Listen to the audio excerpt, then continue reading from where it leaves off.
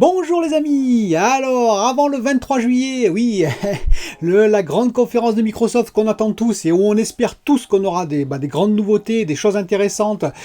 Et puis aussi peut-être l'AS dévoiler, plein de choses, on verra hein, donc ce qu'ils vont nous présenter. D'ailleurs à ce propos, je précise que je vais la regarder en direct, hein, un peu comme vous tous, mais par contre je ne ferai le retour parce que ce week-end je suis occupé, et oui ça m'arrive aussi quand même, je suis occupé donc je ferai le retour probablement que début de semaine prochaine, mais vous aurez plein de confrères qui vont faire des retours avant moi, et ça me permettra de prendre un peu de recul avec tout ça, pour vous offrir peut-être quelque chose d'un peu neuf en termes de regard. Et bien donc là aujourd'hui je vais parler de quoi? Je vais parler déjà d'un jeu, un jeu que j'ai acheté récemment, et donc ben voilà, je l'ai acheté très recemment, je l'ai reçu, et donc je suis en train de jouer, j'ai commencé, je vais en parler très court, hein, puisque j'ai juste commencé, et je vais surtout faire une comparaison, comme vous avez vu dans le titre, entre la PS4, PS4 Pro et PS5, parce que bon, ben voilà, on parle beaucoup de la PS5, on sait pas trop où on va, etc. Vous verrez que cette comparaison, elle a quand même de quoi rassurer, vous allez comprendre pourquoi. Après, tout dépend où on met le niveau de la barre, bien entendu. Alors, je n'ai pas fait la comparaison avec la Xbox, bien entendu, je ne veux pas relancer la guerre Microsoft-Sony. Je ferai d'ailleurs une comparaison, pourquoi pas, entre la One X et la série X, par exemple, un peu plus tard, si cette comparaison avec la PS5 et la PS4 vous a intéressé. A tout de suite.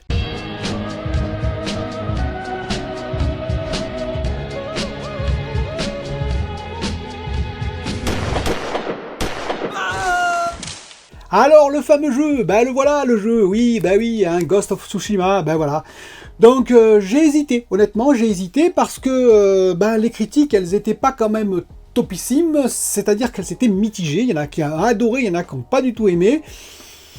Et donc je lisais plein de choses différentes dessus, parce que j'avais dit que je le prendrais au départ, et puis vous savez ce qui va se passer déjà en novembre. En novembre, c'est que le portefeuille va fondre, pour ne pas dire exploser, avec toutes les sorties déjà. Alors en octobre, Watch Dogs Legion, j'ai dit que ça m'intéressait, Assassin's Creed, voilà, qui va sortir, et juste après, il va y avoir Cyberpunk. Alors ça fait beaucoup quand même, hein, surtout qu'en novembre aussi, il va y avoir 2 consoles, et oui, la next gen arrive. Alors j'hésitais à dépenser, on va dire, aujourd'hui, et puis bon, l'été est un peu creux en termes de jeux pour moi, il y a bien sûr des anciens jeux, mais en termes de nouveautés, et j'ai un ami, Michel, il se reconnaîtra, un très bon ami à moi, qui l'a acheté, et qui m'a dit que il était bien, ça lui plaisait, il était graphiquement très beau, donc oui, je me suis lancé, et c'est vrai que le début est assez prometteur, même si ça ressemble, hein, c'est un peu du copy-like, on peut appeler ça comme ça, de Assassin's Creed, sauf que ça se passe au Japon, mais après tout, c'est pas si mal que ça, je verrai l'histoire, ce qui m'intéresse c'est l'histoire, on verra le background, je vous en reparlerai peut-être un peu plus tard.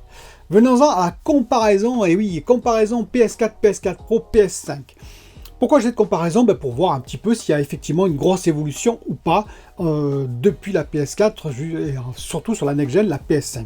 Alors comment j'ai procédé? Eh bien j'ai procédé en 3 étapes. La première étape c'est de prendre un jeu équivalent PS4, PS4 Pro, PS5, c'est-à-dire un ancien jeu qui ne bénéficie pas, on va dire peut-être, d'amélioration qu'aurait pu avoir la PS5 avec des nouveaux items dans l'architecture dont on pourra parler après. Donc j'ai pris Assassin's Creed Odyssey en 1080p, donc en Full HD, et puis en 30 fps pour la PS4. Ça c'est ma référence. Bien entendu, sur la PS5, je ne vais pas regarder ça en 1080p, 30 fps, ça n'a pas trop d'intérêt. Je vais regarder le nombre de fps, mais en 4K. C'est-à-dire qu'on va passer du Full HD de la PS4 en 4K en PS5, c'est ce qu'on veut hein, finalement, c'est la next-gen, et on va voir combien ça fait de FPS équivalent. La deuxième étape aussi, c'est que bien entendu, dans ce type de jeu, je n'ai pas tenu compte, on va dire, d'un développement très spécifique pour la PS5. On verra, je vais en parler après, mais qui pourrait, on va dire, utiliser le RDNA 1.5, puisqu'on sait maintenant qu'on a un RDNA 1.5. On ne sait pas trop ce qu'il y a dedans quand même. On sait qu'il y a un équivalent du VRS, on sait qu'il y a du ray tracing. À quel niveau, on ne sait pas trop, mais il y a du ray tracing, puisqu'on l'a déjà vu. Donc, je n'ai pas tenu compte des spécificités. Alors, le ray tracing et le VRS, j'en parlerai après, parce que j'en ai tenu compte pour, on va dire, recalculer l'FPS plus tard. Mais dans un premier temps, je n'en ai pas tenu compte. J'ai vraiment pris le jeu brut tel qu'il est, on va dire, sur PS4, Assassin's Creed Odyssey, 1080p, 30 fps, et je regarde ce que ça donne en 4K et en nombre de fps sur la PS5. Je précise que pour la PS5, j'ai pris 2 fréquences, et oui, j'ai pris, enfin 2 fréquences, oui. Vous avez vu mes précédentes vidéos, et puis il y a un mode boost, tout le monde dit il y aura le mode boost, il n'y aura pas le mode boost, donc j'ai pris, et vous allez voir c'est assez intéressant, j'ai pris un mode non boost théorique à 2 GHz pour le GPU, et 2.23 le mode boost pour le GPU, bon c'est une estimation, hein, ce qui fait du 9 teraflops ou du 10,2 teraflops. Pour rappel, donc, la PS4 c'est 1,8 teraflop, PS4 Pro 4,2 teraflop. On va commencer donc avec le GPU, c'est l'élément le plus important, hein, c'est lui qui va déterminer beaucoup de choses. Donc il faut savoir qu'il y a un 18 cœurs Jaguar dans la PS4 hein, qui tournait à 0,8 GHz. Donc c'était, voilà, il était pas mal hein, pour l'époque, mais voilà, c'était pas un foudre de guerre par rapport à maintenant. La PS4 Pro, par contre, ils ont fait un sacré effort puisqu'ils sont passés à 36 en termes de cœurs, hein, donc ils ont doublé le nombre de cœurs à 0,91 GHz. D'où l'explication, hein, vous faites le simple calcul, hein, vous faites une multiplication et vous arrivez à 4,2 GHz, et dans l'autre cas à 1,8 GHz, c'est aussi simple que ça. Bon, vous connaissez le Zen 2 de la PS5, hein, donc à 2 ou 2,23 GHz si on est en mode boost ou en mode non boost, et 36 cœurs aussi. C'est d'ailleurs assez étonnant parce que c'est une des premières fois où, on va dire, Sony, donc Marc Cerny en l'occurrence, n'a pas augmenté le nombre de cœurs. On pourra en reparler d'ailleurs dans une autre vidéo. Bon, c'est un peu étonnant, c'est-à-dire qu'il est resté l'équivalent de la PS4 en Pro, hein, en nombre de cœurs, c'est-à-dire 36, alors qu'avant, il y avait des multiples tout le temps, la multiplication, on va dire, des cœurs, des unités de calcul hein, dans le GPU. Bon, c'est comme ça, et en tout cas, on connaît les résultats maintenant. Alors, on peut déjà regarder le facteur d'amélioration que ça donne par rapport à la PS4 et la PS4 Pro. C'est-à-dire que le GPU, puisqu'on rentre dans le GPU, hein, qu'est-ce que ça fait en termes d'amélioration, en termes de facteur de multiplication par rapport à la PS4 classique et la PS4 Pro? Eh bien, pour la PS4 comparé à la PS5, pour la PS5 en mode non boosté, je précise, donc les 9 teraflops, elle est 7,5 fois plus puissante grâce au GPU que la PS4.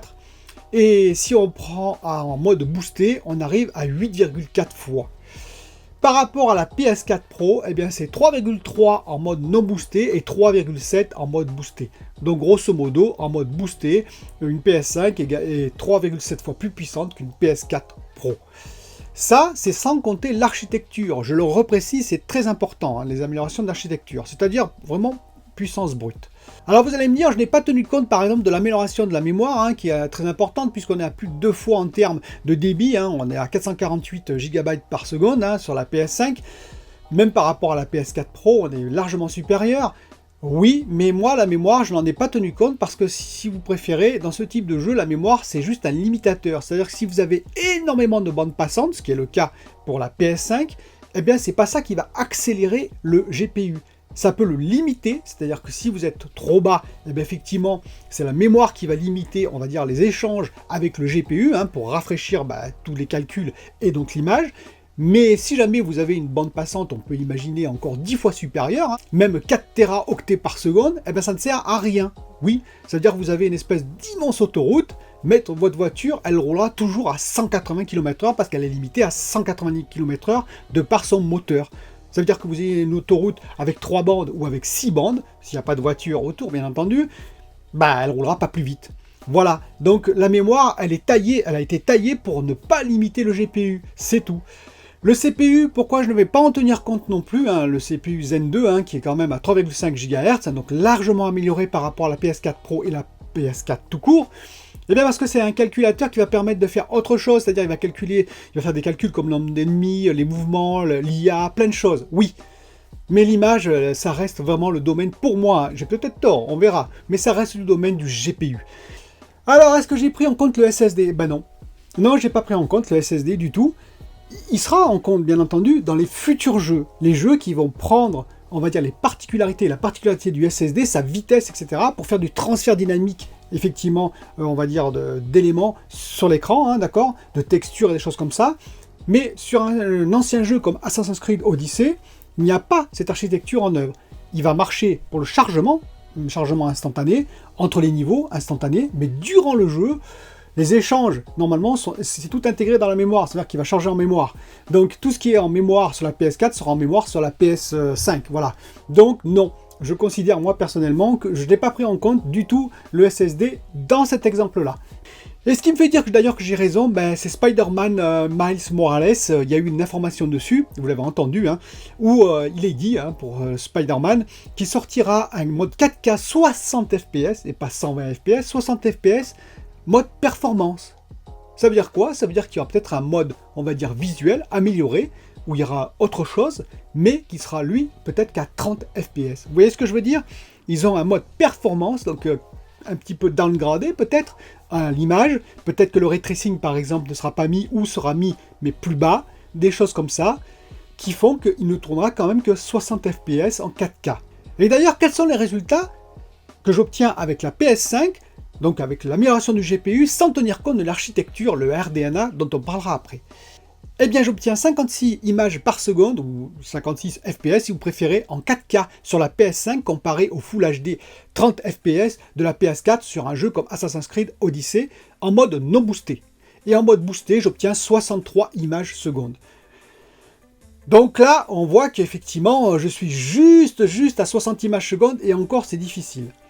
Oui, mais je n'ai pas compté l'amélioration de l'architecture, en particulier le RDNA, car je vous rappelle que Digital Foundry a fait des essais sur des cartes avec du RDNA et sans RDNA, et ils ont prouvé que effectivement ce qu'annonçait AMD, c'est-à-dire les 50% d'amélioration de performance, était bien présente. Vous pouvez aller regarder cette vidéo sur Digital Foundry, vous verrez que c'est prouvé, et c'est même eux qui le disent. C'est-à-dire que le RDNA a vraiment apporté une amélioration en termes de FPS à jeu et images équivalentes. Donc si je rajoute cette amélioration du RDNA sur la PS5, sur les nombres d'images, sur le FPS qu'on a actuellement sur notre image 4K Assassin's Creed Odyssey ou équivalent, j'obtiens 85 images par seconde en 4K en mode non boosté et 94 en mode boosté. C'est une sacrée amélioration. Oui, mais, vous vous doutez bien, j'ai voulu rajouter le ray tracing. Bah oui, parce qu'il y a le ray tracing. Et donc, dans la plupart des jeux, j'espère qu'on aura quand même l'utilisation du ray tracing. Alors pour le ray tracing, c'est très simple, j'ai pris la 2080 et 2080 Ti et tout ce que vous voulez, les RTX, et j'ai regardé la perte on va dire de framerate, la perte de performance quand on active le ray tracing versus quand on ne l'active pas. Il y a eu des essais de fait, et en gros, on perd à peu près, c'est énorme, 38% d'efficacité, enfin de framerate, lorsqu'on active le ray tracing. J'ai donc compté ça pour la PS5, ne sachant pas trop quel ray tracing ils ont mis. C'est-à-dire qu'effectivement, ils ont peut-être mis un ray tracing, on va dire, qui est moins gourmand, on verra, selon les calculs qu'ils ont fait, puisque je vous rappelle que le ray tracing, c'est réflexion et réfraction de la lumière, des photons, et qu'on peut mettre un certain nombre, on va dire, d'itérations, plus ou moins grandes, pour être plus ou moins proche de la réalité. Plus on en met, plus c'est lourd en calcul.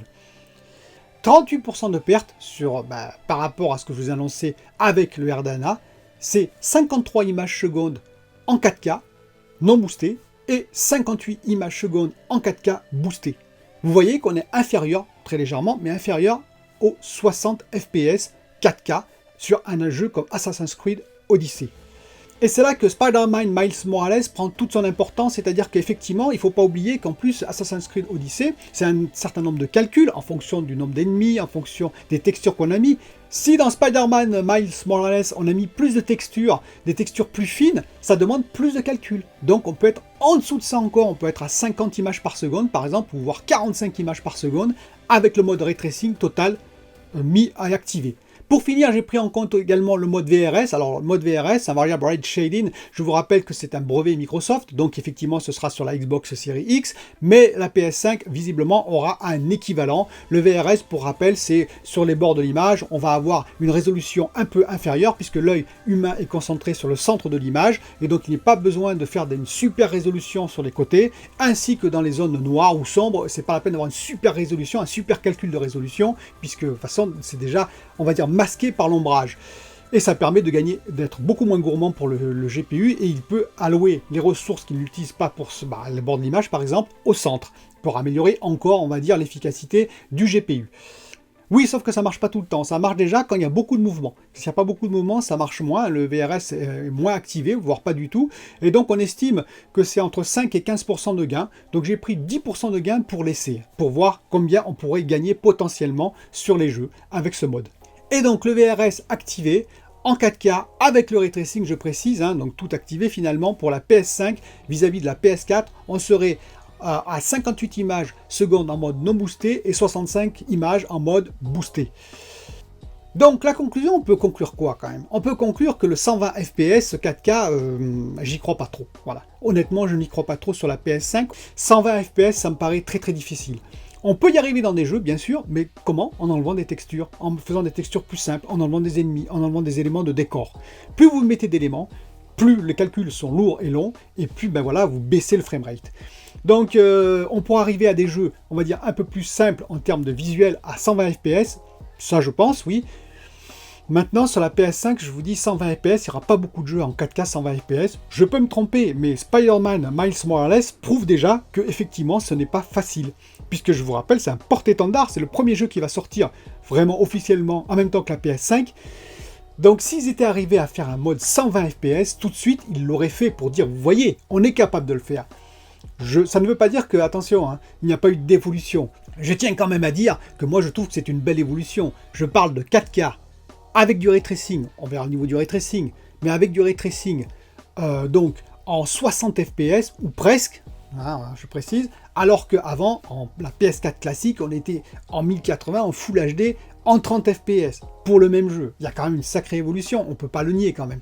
Et puis, je n'ai pas tenu compte, bien sûr, du SSD. Ah oui, parce que vous depuis le début, vous allez dire, mais le SSD, je l'ai dit, je n'ai pas tenu compte du SSD. Le SSD sera, on va dire, un élément important dans l'avenir. Ce sera plus un élément pour moi, pour tout ce qui est transition, chargement de texture rapide, etc. Mais ce n'est pas un calculateur, le SSD. Le SSD, il va délivrer les informations au bon moment à la mémoire qui va travailler avec le GPU. Mais le GPU reste le GPU. C'est lui qui calcule, c'est lui qui affiche. S'il est limité, toujours pareil, hein, c'est la même histoire. Si vous avez, on va dire, une autoroute, que vous avez un moteur qui peut aller qu'à 180 km/h, vous aurez beau mettre tout ce que vous voulez autour. Hein.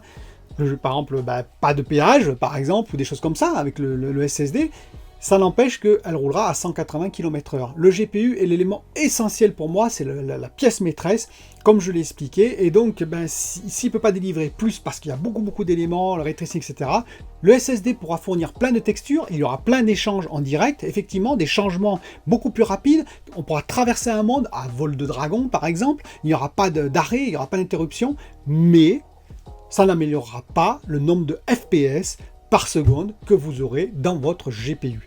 Voilà, ça c'est important de comprendre. Si vous avez un jeu 4K 30 fps ou 60 fps, c'est pas le SSD qui va amener ça à 90 ou 120 fps. Pour moi, non. Ça va vous améliorer tous les transferts, mais en termes de GPU restera la pièce maîtresse, le moteur, comme je l'ai expliqué déjà.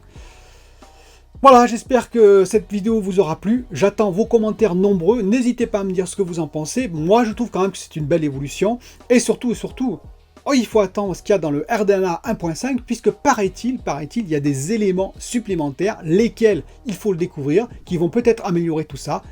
En attendant, je vous dis à bientôt pour une autre vidéo. Bye bye.